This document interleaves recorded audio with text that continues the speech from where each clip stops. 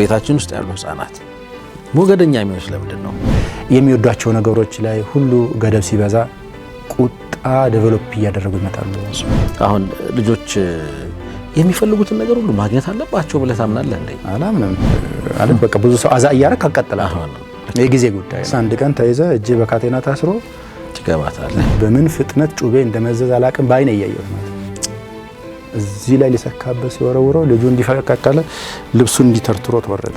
እዚህ ለልጆች ገደቡን የጣሰ ነፃነት መስጠት እና ጭቆናና አምባገነንነትን ከማስባል እኩል ናቸው። ስራ የለህም እንዴ? ቤተሰብ የለህም እንዴ? ልጆችህ ተናግረው ሃያቅም ገላሃለሁ ምናምን ብለው እንዲያረጋሃለሁ ቆይ ጠብቅ ምናምን ብለው ካያቁም ወይ ማንተ ቤት የለም ማለት ነው። ኃይለኛ ሞከረኛ ይላል። የግድያ ሙከራ ላይ አልደረሱም። አንተ ግን ጊዜ ሰጠህም አልሰጠህም ባለስልጣንም ሆንክ ሀብታምም ሆንክ ዝነኛ ከባለ ምናምን ባለ ጊዜም ብትሆን አለመበደል ግን ትችላለህ። የበደል እጅህን መሰብሰብ የሚገርምህ ይሄን ማወቅ ከፈለክ የአንድ ዓመት ተኩል ህፃን ፊት አልቅስ እስኪ አብሮ ያለቅሳል። ሱብሃንአላህ ያዝንልሃል። ለማንኛውም ድመት ስትቀጡ በር ከፍታችሁ ቅጡ የሚባል አባባል አለ። ያንራላ ያው እንደዚህ ተወንጭፎ ነው የሚይዝህ እንዲህ ካልክ